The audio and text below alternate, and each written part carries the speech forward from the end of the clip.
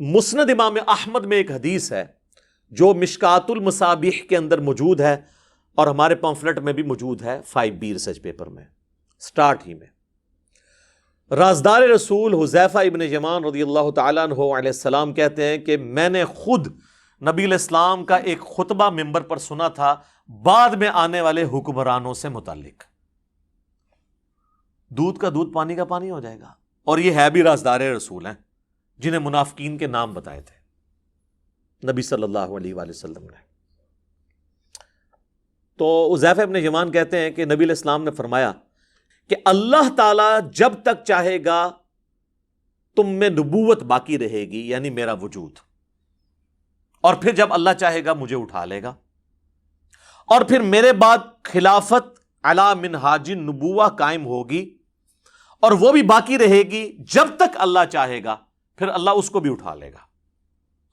اس کے بعد ملکن عاضن، ڈاکٹر سرار صاحب یوں کیا کرتے تھے، کاٹ کھانے والی ملوکیت، فریڈم آف ایکسپریشن کو غصب کرنے والی، مخالفین کو کاٹنے والی، وہ قائم ہو جائے گی. اور پھر اللہ تعالیٰ جب تک چاہے گا وہ رہے گی. ظاہر ہے فرعون، نمرود، ان سب لوگوں کو بھی حکومتیں جو ہیں وہ اللہ نے نہیں دی ہیں نا، آزمائش کے لیے. پھر اللہ تعالیٰ اسے بھی اٹھا لے گا. پھر جابر حکمرانوں کا دور شروع ہو جائے گا. پھر اللہ تعالیٰ جب تک چاہے گا وہ رہے گا، پھر اس کو بھی اٹھا لے گا، اور پھر ایک دفعہ دوبارہ سے خلافت علی منہاج النبوہ قائم ہوگی، یعنی امام محمد بن عبداللہ المہدی رحمہ اللہ تعالی اور رضی اللہ تعالیٰ عنہ علیہ السلام کی خلافت. ایک تفسیر اس کی بھی کی گئی ہے یہ والی، اور ایک تفسیر اس حدیث کے راوی کا فہم یہ ہے کہ انہوں نے یہ حدیث لکھ کے حضرت عمر بن عبدالعزیز کو بھیجی اور کہا کہ یہ جو کاٹ کھانے والی ملوکیت اور جابر حکمرانوں کے بعد آپ کی دوبارہ خلافت آئی ہے، تو مجھے لگتا ہے یہ آپ کی پیش گوئی تھی جس پہ عمر بن عبدالعزیز بڑے خوش ہوئے. تو اگر یہ بھی مان لیا جائے تو پھر بھی بنو امیہ نہیں بچتی، وہ ساروں کو پچھلا رگڑا لگا دیا نا. اور پھر ہم کہتے ہیں عمر بن عبدالعزیز جو ہیں وہ پہلے مجدد اسلام کے کیوں ہیں؟ انہوں نے کون سا گند صاف کیا ہے؟ بنو امیہ کا گند. وہ آج ٹاپک نہیں ہے، میری کئی ایک ویڈیوز پہلے ریکارڈڈ موجود ہے. بہرحال دوسرا فارم یہ ہے کہ یہ نبی علیہ السلام کا دور، اس کے بعد خلافت راشدہ کا دور، اس کے بعد کاٹ کھانے والی ملوکیت جو ہے وہ بنو امیہ اور بنو عباس کا دور 500-600 سال تک، جس میں سے 100 سال آلموسٹ بنو امیہ اور پھر بنو عباس اور باقی لوگ. اور یہ جو جابر حکمران ہیں جو مسلط ہو جائیں گے، یہ کلونیل پاورز ہیں جو پوری دنیا کے اوپر قابض ہوئی، جن کا زور 100 سال پہلے ٹوٹنا شروع ہوا، اور آج 57-58 اسلامی ملک ہیں. یہ آج سے 100 سال پہلے نہیں تھے اتنے ملک. اب دوبارہ سے خلافت علی منہاج النبوہ کی تیاریاں الحمدللہ شروع ہو چکی ہیں اللہ کے فضل سے. اچھا، اس حدیث کے اندر تو صرف یہی ذکر تھا کہ یہ اس ترتیب کے ساتھ معاملات ہوں گے. اس کی ایکسپلینیشن ہے جامعہ ترمذی اور سنن ابی داؤد کے اندر. وہاں پہ ڈیٹیل ہے کہ یہ خلافت کتنا عرصہ ہوگی. اس میں الفاظ ہے میرے بعد خلافت علی منہاج النبوہ 30 سال تک رہے گی. حدیث روایت کرتے ہیں سیدنا سفینہ جو کہ آزاد کردہ غلام ہے نبی صلی اللہ علیہ وآلہ وسلم کے، اسے مولا رسول اللہ بھی نے کہا جاتا ہے، آزاد کردہ غلام. سعید تابعی سے پھر سفینہ کہتے ہیں کہ گن ابو بکر کے 2 سال، عمر کے 10 سال، عثمان کے 12 سال اور علی کے 6 سال. اور علی کے بھی جو 6 سال ہیں وہ 5.5 سال مولا علی کے ہیں اور 6 مہینے سیدنا حسن ابن علی کے ہیں، وہ بھی خلافت راشدہ ہے. یہ 41 ہجری ربیع الاول میں صلح حسن ہوئی، اور ربیع الاول کے اندر، تاریخ کنفرم نہیں لیکن مہینہ ربیع الاول کا تھا، نبی علیہ السلام کی ڈیتھ ہوئی 11 ہجری کے اندر. یہ ٹوٹل 30 سال بنتے ہیں. اور خود امام ابن تیمیہ بھی مانتے ہیں کہ صلح حسن کے اوپر خلافت راشدہ ختم ہوئی اور نبی علیہ السلام کی پیش گوئی پوری ہوئی. تو ان کا جو شاگرد ہے نا سعید تابعی، ابو داؤد کے الفاظ ہیں، وہ کہتا ہے کہ یہ جو بنو امیہ کے لوگ ہیں، آل مروان، بنو زرقا، نیلی آنکھوں والے، یہ تو کہتے ہیں کہ علی علیہ السلام خلیفہ ہی نہیں ہے. یہاں پہ امام ابو داؤد نے لکھا علی علیہ السلام، لیکن آپ کے مولوی نے نکال دیا ترجمے والی کتاب میں. اسلام 360 میں بھی عربی والے حصے میں ہے، اردو والے سے نکل گیا ہے، اردو میں رضی اللہ عنہ ہو گیا ہے. sunna.com میں عربی میں لکھا ہوا ہے، اردو میں رضی اللہ عنہ کر گیا. سر یہ علماء یہود کے ہی تو کردار ہے جو یہ ادا کر رہے ہیں. اور یہ امام ابو داؤد نے نہیں، صرف امام بخاری نے صحیح بخاری میں 3748 نمبر حدیث میں حسین علیہ السلام لکھا ہے، وہاں سے بھی انہوں نے نکال دیا. عربی کتابوں میں موجود ہے، مکتبۃ الشاملہ کے اندر، اسلام 360 کے اندر دارالاسلام نے نکال دیا. اسلام 360 میں بھی آپ عربی پورشن میں دیکھیں، اردو میں کوئی نہیں ہے. 6318 نمبر حدیث میں فاطمہ اور علی کے ساتھ علیہم السلام لکھا ہوا ہے، اکٹھا نکال دیا انہوں نے. خیر ادھر واپس ہیں. امام ابو داؤد نقل کرتے ہیں کہ جب سعید تابعی نے کہا نا کہ یہ تو بنو امیہ علی علیہ السلام کو خلیفہ ہی نہیں مانتے، چلیں اس سے یہ بھی ایک جو انہوں نے ڈھونگ رچایا تھا نا کہ جی وہ تو خلیفہ مانتے تھے، صرف وہ قصاص عثمان کی بات کرتے تھے. یہ تو تابعی خود بتا رہا ہے کہ بنو امیہ تو حضرت علی کو خلیفہ ہی نہیں مانتے تھے. ابھی تو میرے پاس اس کے اندر بہت کچھ کہنے کو ہے. میں نے ریسنٹلی ایک ویڈیو ریکارڈ کرائی ہے حضرت معاویہ رضی اللہ تعالیٰ عنہ سے متعلق 15 حوالے میں نے صحابہ سے لے کر بعد کے علماء تک کے دیے، وہ آپ دیکھ لیں، آج وہ ٹاپک نہیں ہے. تو حضرت سفینہ کو غصہ آتا ہے، وہ کہتے ہیں کہ یہ بنو زرقا کی پیٹھ سے جھوٹ نکلا ہے جہاں سے یہ ہوا خارج کرتے ہیں. اور ترمذی کے الفاظ ہیں ان کی اپنی جو حکومت ہے یہ شریر ترین بادشاہت ہے، بدترین بادشاہت ہے. یہ علی کو خلیفہ نہیں مان رہے، یہ تو خود شریر ترین بادشاہ ہیں. اچھا اب حضرت سفینہ جو ہے نا یہ فوت ہوئے ہیں 74 ہجری کے اندر. واقعہ کربلا ہوا ہے 61 ہجری میں. ناسبی پلی یہ لیتے ہیں کہ یہ انہوں نے حضرت معاویہ کی حکومت کے بارے میں نہیں کہا، پھر بھی پھنس جائیں گے پھر یزید کے بارے میں کہہ دیا. تو آپ تو یزید کے بھی چمچے ہیں. وہ پھر کہتے ہیں چھوٹی قربانی کر لو، بڑے کو بچا لو. لیکن سر نہیں، بڑے نے اگر کوئی کام ڈالا ہے تو وہ کیسے بچے گا؟ یہ حدیث صرف ترمذی ابو داؤد کے اندر موجود نہیں ہے، یہ حدیث میرے بھائی مسند ابی داؤد الطیالسی کے اندر بھی موجود ہے. اور اس میں الفاظ یہ ہیں کہ وہ تابعی، یہ پوری حدیث اسی طریقے سے ہے، وہ تابعی جب کہتا ہے نا یہ بدترین بادشاہ ہیں، یہ وہ جب صحابی کہتے ہیں حضرت سفینہ اور 30 سال خلافت ہے، تو وہ کہتے ہیں پھر حضرت معاویہ کون ہے؟ تو انہوں نے کہا حضرت معاویہ جو ہے وہ مسلمانوں کا پہلا بادشاہ ہے. یعنی انہوں نے کہا یہ خلافت راشدہ سے باہر. یہاں بھی ہمیں ایکسپوز ہو گیا کہ وہ کس کو سنگل آؤٹ کر رہے تھے. ابھی بھی تسلی نہ ہو تو اس کا ایک اور طریق ہے المصنف ابن ابی شیبہ کے اندر، اس میں الفاظ ہیں کہ یہ بنو امیہ بدترین بادشاہت ہیں اور ان کا پہلا بادشاہ معاویہ ابن ابی سفیان ہے. انہوں نے اس سب کو کہہ کے یہ بھی بتا دیا سرغنہ کون ہے. تو اب اس حدیث میں حضرت سفینہ کا 74 ہجری میں فوت ہونا یزید ابن معاویہ کو یعنی بیچ میں لانے کا ذریعہ نہیں بن سکتا. انہوں نے سٹارٹ کیا ہے 41 ہجری سے، صلح حسن سے. تو یہ مسئلہ آپ کو کلیئر ہو گیا. یہ الحمدللہ ساری کی ساری احادیث میں نے اس ریسرچ پیپر کے اندر ڈالی ہوئی ہیں. انشاءاللہ ہم اپنی ویڈیو کے اندر بھی جو ہے نا وہ ڈسپلے کروا دیں گے انشاءاللہ تعالی. اچھا اب میرے بھائیوں، یہ جو کاٹ کھانے والی ملوکیت ہے اس پہ پھر بولا جائے پھر گھنٹوں چاہیے. تو میں نمونے کے طور پر صرف 3 احادیث کور کروں گا جس سے آپ کو اوورآل ڈاکٹرن کلیئر ہو جائے اس ٹاپک کے اوپر. پہلی حدیث صحیح مسلم کے اندر کتاب الامارہ چیپٹر میں، حکمرانوں والے چیپٹر کے اندر، انٹرنیشنل نمبر کے مطابق 4776. سیدنا عبداللہ بن عمر بن عاص خانہ کعبہ کے سائے میں بیٹھے ہوتے ہیں، دیوار کے ساتھ ٹیک لگا کے، صحابی رسول ہیں. ایک تابعی خانہ کعبہ میں انٹر ہوتا ہے، عبد الرحمن بن عبد رب الکعبہ. تو وہ سنتا ہے کہ حضرت عبداللہ بن عمر بن عاص حکمرانوں کی اطاعت سے متعلق حدیث سنا رہے ہوتے ہیں. تو چپ کر کے سنتا رہتا ہے. اینڈ پہ وہ پوچھتا ہے کہ حضرت کیا آپ نے یہ واقعی رسول اللہ سے یہ بات سنی تھی کہ حکمرانوں کی اطاعت اس طریقے سے ہونی چاہیے؟ تو انہوں نے کہا ہاں، اللہ کی قسم میں نے رسول اللہ کو دیکھا، میرے کانوں نے آپ کی آواز سنی، میرے دل نے آپ کی باتوں کو یاد رکھا. تو انہوں نے کہا اگر یہی بات ہے تو آپ کے چچا کا لڑکا معاویہ بن ابی سفیان، یہ چچا زاد لگتے تھے نا آپس میں، عمرو بن عاص کے بیٹے ہیں نا، تو وہ تو ہمیں کہتا ہے کہ ہم آپس میں ایک دوسرے کو ناحق قتل کریں اور ایک دوسرے کا مال ناحق طریقے سے ہڑپ کریں، حرام خوری بھی اور قتل و غارت بھی. جبکہ اللہ تعالیٰ قرآن میں فرماتا ہے، سورۃ النساء کی آیت نمبر 29 اس نے تلاوت کی کہ اے ایمان والو، آپس میں ایک دوسرے کو قتل مت کرو، اپنوں کو قتل مت کرو. اپنوں قتل یعنی ایک دوسرے کو، سارے مسلمان آپس میں بھائی ہیں، اور ایک دوسرے کا مال ناحق طریقے سے ہڑپ مت کرو. اب یہ بتائیے کہ ہم اللہ کی بات مانیں یا اطاعت امیر کریں؟ اب یہ ایک صحابی کو ایک تابعی نے ایک بہت بڑی بات کر دی. تو انہوں نے نہیں کہا کہ تم رافضیوں والی باتیں کر رہے ہو، تمہیں ایران سے کوئی فنڈنگ ہوتی ہے، نہیں کہا. تھوڑی دیر کے لیے خاموشی اختیار کر لی انہوں نے. اب سوچ میں تو پڑ گئے ہوں گے میں کیا کروں، رشتہ داری تو میری نکال رہا ہے.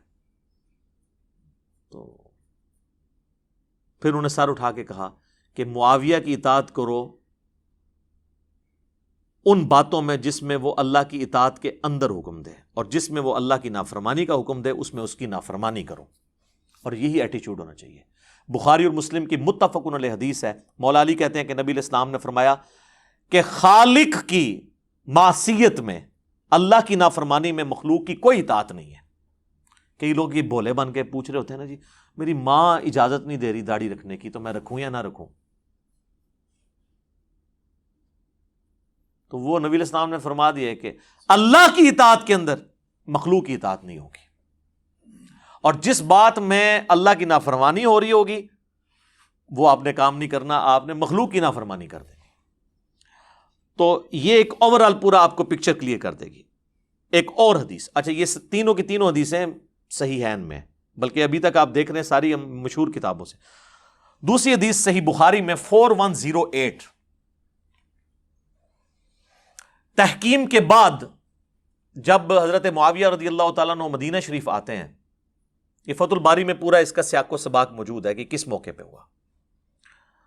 تو بخاری کے الفاظ ہیں کہ حضرت معاویہ وہاں پہ ایک خطبہ دیتے ہیں، اور سیدہ حفصہ جو حضور علیہ السلام کی زوجہ اور ہماری ماں ہیں ام المؤمنین، وہ اپنے بھائی عبداللہ بن عمر سے کہتی ہیں کہ جاؤ، حضرت معاویہ آئے ہیں اور وہ خطبہ دے رہے ہیں، تم جا کے خطبے میں شریک ہو، یہ نہ ہو کہ تمہاری غیر موجودگی کو کچھ اور ہی سمجھ لیا جائے کہ کچھ سازش ہو رہی ہے.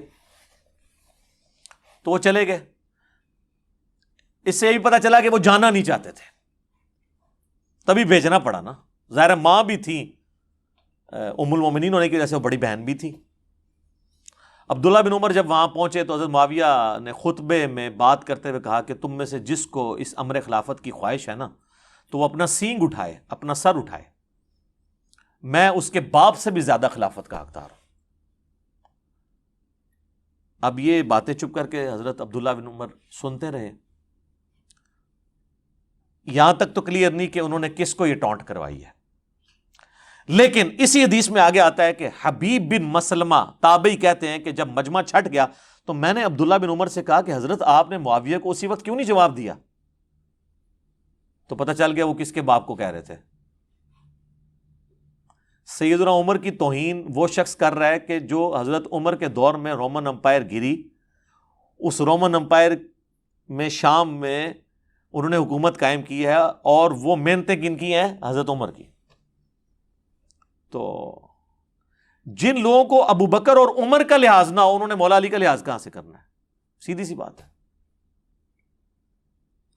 تو عبداللہ بن عمر کہتے ہیں کہ میں نے ارادہ تو کیا کہ میں اپنی گوٹ کھولوں، یوں کر کے احتبا کر کے دونوں گھٹنوں کو یوں لے کے بیٹھے تھے، اور میں اسے وہیں بھرے مجمع میں جواب دوں کہ تجھ سے زیادہ خلافت کا حقدار وہ ہے کہ جس نے تم دونوں باپ بیٹا ابو سفیان سے اور معاویہ سے رضی اللہ عنہما، ہم تو احترام سے ہی نام لیں گے، ظاہر صحابیت تو ہے، تم باپ بیٹا سے جنگ کی ہوئی ہے جب تم دونوں کافر تھے اور ہم مسلمان تھے. یعنی تم لوگ جونیئر مسلمان ہو، طلقاء ہو، فتح مکہ پہ مسلمان ہوئے ہو، اور آج ہم سینئر مسلمانوں کو کہہ رہے ہو تم لوگوں کے ساتھ تو ہم جنگیں لڑ چکے ہیں، تم لوگوں کو ہم نے مار مار کے اسلام میں داخل کیا. ظاہر ہے کہ وہ مارے کھائی ہیں تو پھر آہستہ آہستہ ان کو ہوش آئی ہے نا کہ اسلام کا پلڑا بھاری ہو گیا.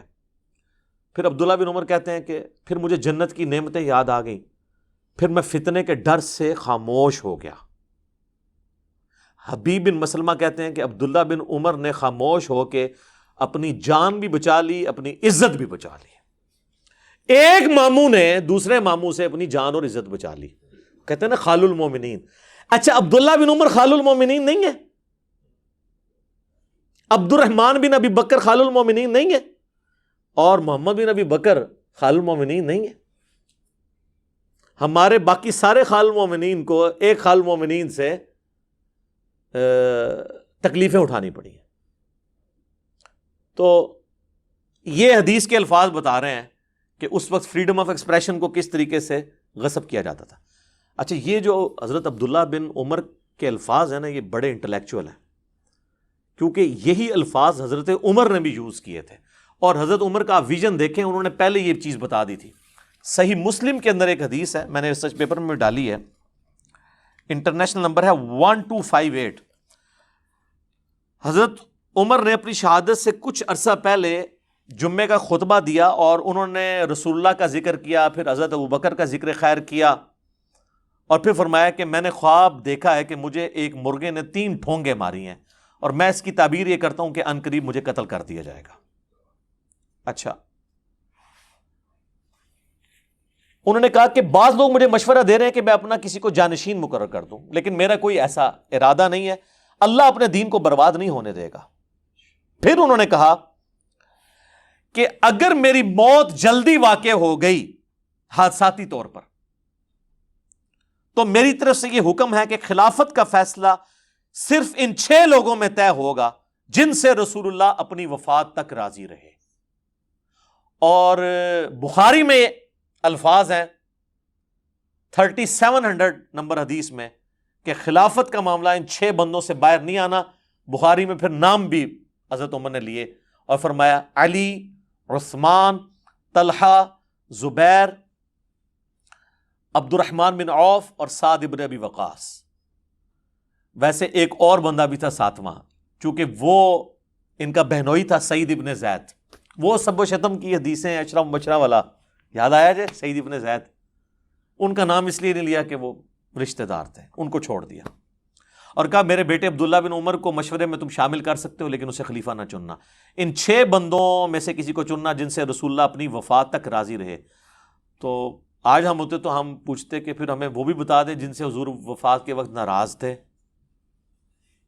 آپ کو تو کہنا چاہیے سب سے ہی راضی رہے. یہ کہتے ہیں نا سر ہر چیز میں اشارے موجود ہیں. ابھی تو یہ بات ختم نہیں ہوئی. پھر حضرت عمر کہتے ہیں، مسلم کے الفاظ ہیں کہ اگر تم دیکھو کہ ان 6 لوگوں کی خلافت میں کوئی تام کر رہا ہے تو سمجھ لینا کہ یہ وہی لوگ ہیں کہ جن کو میں نے اسلام کی خاطر اپنے ہاتھوں سے مارا ہے، اور یہ اسلام کے دشمن اور کافر ہیں. یہ الفاظ ہیں. ادھر عبداللہ بن عمر نے کہا نا کہ تمہیں تو ہم نے مار مار کے مسلمان کیا ہے، اور یہاں حضرت انہوں نے اپنے باپ کے الفاظ ریپیٹ کیے. تو عبداللہ بن عمر نے اپنے باپ کے مشن کو ہی آگے لے کر چلے، لیکن وہ سامنے نہیں بات کی، بعد میں کیے. ظاہر ہے پھر سر حسین ابن علی اور ابن علی اور ابن عمر میں تو فرق ہوگا نا. ان کی نیچر جو ہے وہ ذرا پیسیو تھی، ان کی ایکٹیو تھی، ایکسٹروورٹ تھے. تیسری حدیث بھی صحیح بخاری میں ہے 4827.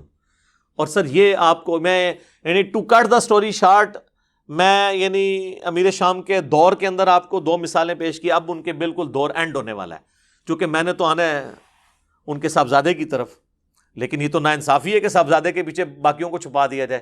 یہ کام تو ہم نہیں کر سکتے. 4827 نمبر حدیث ہے صحیح بخاری کے اندر، اور یہ حدیث المستدرک للحاکم میں بھی موجود ہے.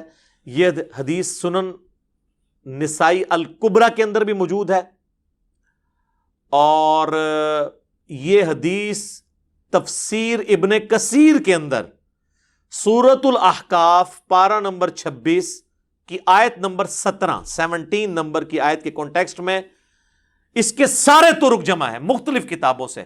اور فتح الباری میں بھی ابن حجر اسقلانی نے صحیح بخاری 4827 نمبر کے انڈر وہ سارے کے سارے طرق جمع کیے ہیں جو میں اب بیان کرنے لگا ہوں. پہلے صرف میں بخاری کے الفاظ بتاتا ہوں، پھر باقی کتابوں کے بھی.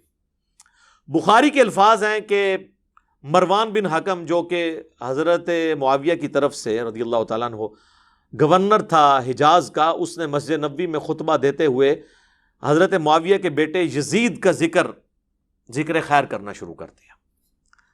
اور اس میں حدیث کے الفاظ ہیں تاکہ حضرت معاویہ کے بعد اس کی بیعت پہ لوگوں کو آمادہ کیا جائے. وہی جو ہمارے حکمران بھی کرتے ہیں امت کے وسیع تر مفاد میں، میرے عزیز ہم وطنوں، وہ ساری باتیں وہی والی.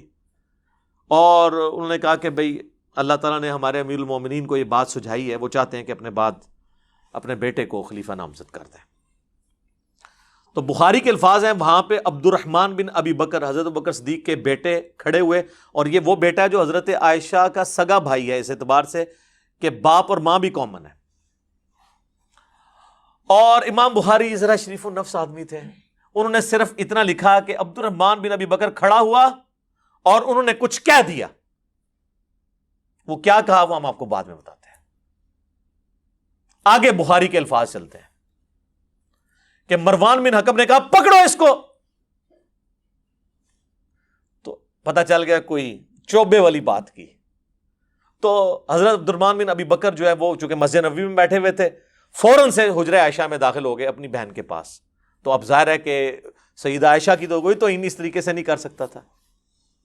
تو اس کا غصہ نہیں ٹھنڈا ہوا. مروان بن حکم نے باہر سے ہی کہا کہ او ابو بکر کے بیٹے، وہ تیرے بارے میں قرآن میں آیت نازل ہوئی ہے، سورہ الاحقاف کی آیت نمبر 17، کہ یہ کہتا ہے کہ میرے ماں باپ مجھے کہتے ہیں کہ مرنے کے بعد زندہ کیا جائے گا، اللہ کے حضور پیش ہونا ہے. تو یہ تو اگلے لوگوں کی سٹوریاں ہیں. ابو بکر کے بیٹے تو ہی ہے، یہ تو ہی وہ کافر ہے جس کے بارے میں یہ آیت نازل ہوئی. نعوذ باللہ. اسی لیے سورہ احقاف کی تفسیر میں ابن کثیر کو یہ حدیث لانی پڑی ہے، اور امام بخاری نے بھی سورہ احقاف کی تفسیر والا جو چیپٹر ہے نا اس کے اندر یہ حدیث لی ہے. یہ کہتے ہیں شان نزول بتائیں.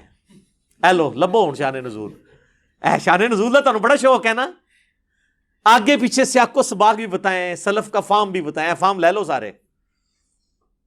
تو بخاری کے الفاظ ہیں حضرت عائشہ کو غصہ آیا، انہوں نے اندر سے کہا کہ آل ابی بکر کے بارے میں کوئی آیت قرآن کی نازل نہیں ہوئی ہے سوائے جو میری برات میں سورۃ النور نازل ہوئی جب ان کے اوپر جھوٹی تہمت لگائی گئی. بخاری کی حدیث ختم. لیکن یہ حدیث المستدرک للحاکم میں، سنن نسائی الکبریٰ کے اندر، طبرانی کے اندر، اور فتح الباری میں شرح میں یہ ساری ابن حجر نے جمع کی. اور سب سے بڑھ کر آپ ہر بندے کے پاس تفسیر ابن کثیر سافٹ کاپی آپ ڈاؤن لوڈ کر لیں، موجود ہے. سورہ احقاف پارہ نمبر 26 آیت نمبر 17 کی تفسیر میں انہوں نے سارے طرق ایک جگہ جمع کر دیے، کوئی آپ کو ڈھونڈنے نہیں پڑنے. تو اب آپ فیلنگ دا بلینک سنیں. وہ جو ہے نا کہ مروان نے جو خطبہ دیا تو اس خطبے میں یہ بھی الفاظ تھے کہ ہمارا امیر المومنین اپنے بیٹے کو بنانا چاہتا ہے، تو ابو بکر نے بھی تو عمر کو بنایا ہی تھا نا.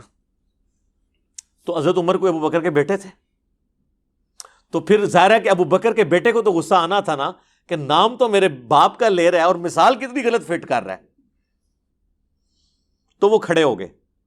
امام بخاری نے کہا کچھ کہا، باقی کتابوں میں پھر ان حدیث کی کتابوں میں آتا ہے، حاکم میں، سنن نسائی الکبریٰ میں، کہ انہوں نے کھڑے ہو کر کہا کہ سیدھا سیدھا کہا کہ تیرا امیر المومنین کیسر و کسرا، رومنز اور پرشین امپائر کے جو بادشاہ اور شہنشاہ تھے نا، وہ ملوکیت ان کے طریقے پہ چلنا چاہتا ہے، ابو بکر و عمر کے طریقے پہ نہیں.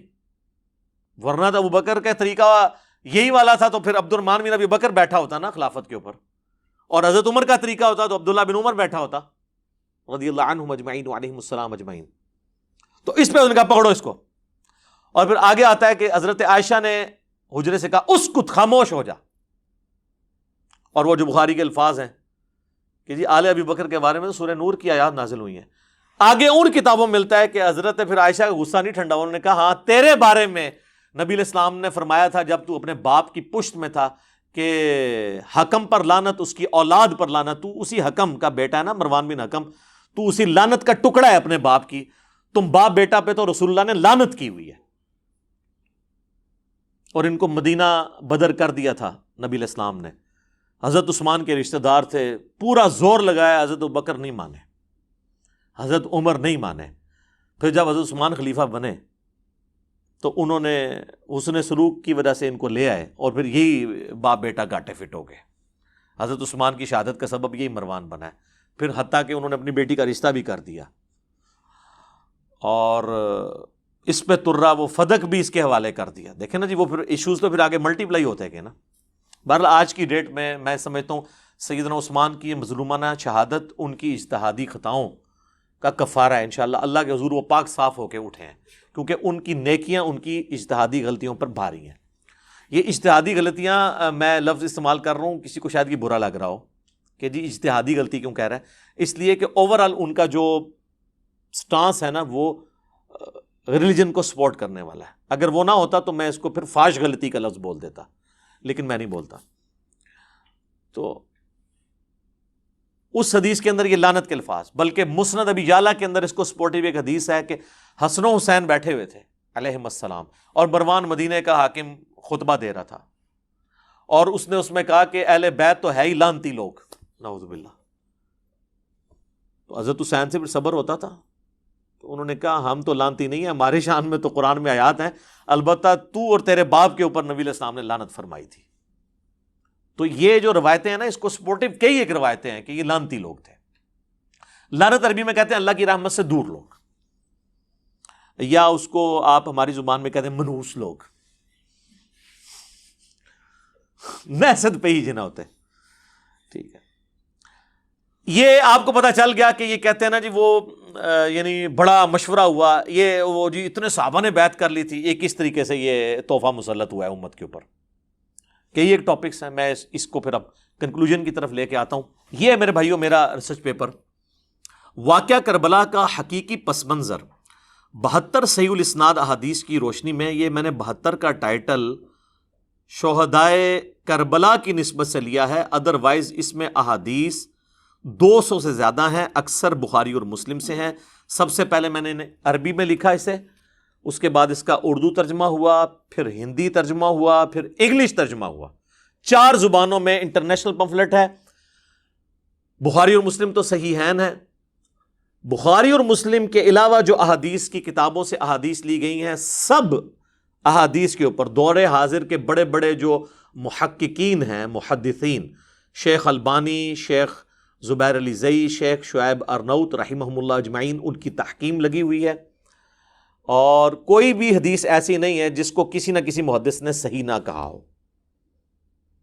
اس کے علاوہ پرانے بزرگوں کی بھی تحقیم ہے, امام حاکم کی, امام ذہبی کی, امام ترمذی کی, اور ائمہ کی بھی.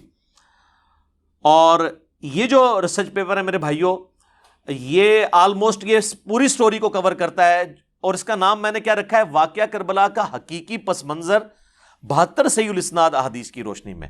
واقعہ کربلا کو ڈسکس کرنا اہم نہیں ہے کہ نعوذ باللہ من ذالک وہاں پر آرا چلا تھا یا تیر چلے تھے. اصل چیز امپورٹنٹ یہ ہے کہ یہ واقعہ ہوا کیوں نبی علیہ السلام کی وفات کے بعد صرف 50 سال گزرے اور آپ کی پوری اولاد ذبح کر دی گئی. یہ تو کسی پیغمبر کے ساتھ نہیں ہوا.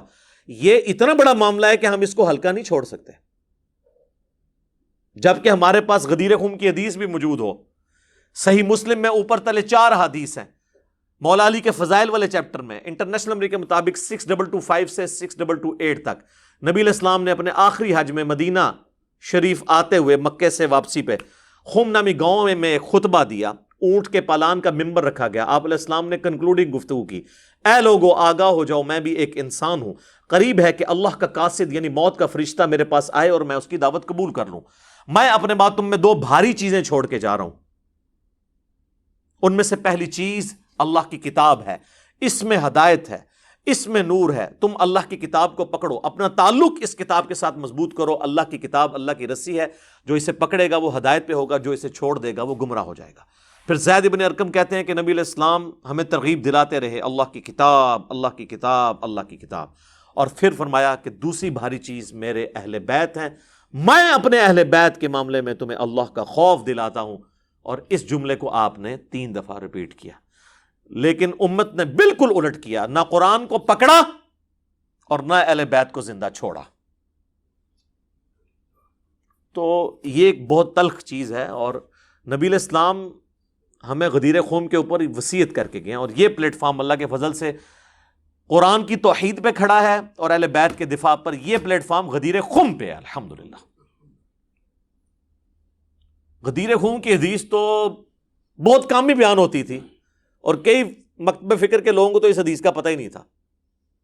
ان کو وہ ایک روایت جو ضرب تقسیم لگا کے حسن درجے تک پہنچتی ہے, المستدرک للحاکم کی, الموطا امام مالک میں بھی ہے لیکن وہاں تو اس کی سند ہی چھوٹی ہوئی ہے. امام مالک نے بغیر واسطے کے روایت بیان کی ہے, پوری سند اس کی المستدرک للحاکم کے اندر ہے, کتاب العلم چیپٹر کے اندر. 318 نمبر 318، وہ حجۃ الوداع کا خطبہ ہے کہ 2 چیزیں چھوڑ کے جا رہا ہوں، اللہ کی کتاب اور اس کے نبی کی سنت، اسے مضبوطی سے پکڑ لو گے کبھی گمراہ نہیں ہوگے۔ اور مسلم شریف میں جو حجۃ الوداع کا خطبہ ہے نا، انٹرنیشنل نمبر کے مطابق 2950، اس میں سنت کا ذکر نہیں، صرف کتاب اللہ کا ذکر ہے۔ سنت کو ماننا، کتاب اللہ کو ماننا اس کے اندر امپلائڈ ہے، کیونکہ قرآن ہی نے ہمیں سنت کی طرف رہنمائی کی ہے نا، من یطیع الرسول فقد اطاع اللہ، جس نے رسول اللہ کی اطاعت کی اس نے اللہ کی اطاعت کی، صلی اللہ علیہ وآلہ وسلم۔ صلاۃ بر محمد وآل محمد، اللہم صلی علی محمد وعلی آل محمد وبارک وسلم واصحابہ اجمعین الی یوم الدین، آمین۔ تو یہ میرے بھائیوں ریسرچ پیپر میں نے جو لکھا، اس ریسرچ پیپر میں نے کربلا کی پوری ہسٹری، وہ جو 6 ٹاپک ہیں وہ کور کیے ہیں۔ میں ان کی ہیڈنگ صرف آپ کو بتا دیتا ہوں۔ پہلا ٹاپک ہے منہج نبوی پر قائم خلافت راشدہ کی صحیح مدت کتنی تھی اور خلافت راشدہ کے حقیقی اہل خلفائے راشدین کون تھے۔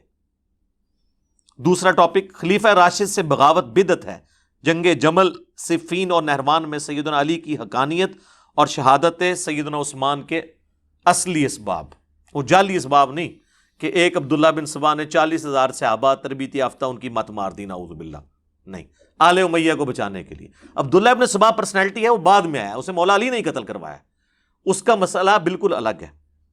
تیسرا ٹاپک رسول اللہ صلی اللہ علیہ وآلہ وسلم نے اپنی وفات سے 1 مہینہ قبل مستقبل میں ہونے والے حکومتی بگاڑ سے متعلق غیبی خبریں دے دی تھی۔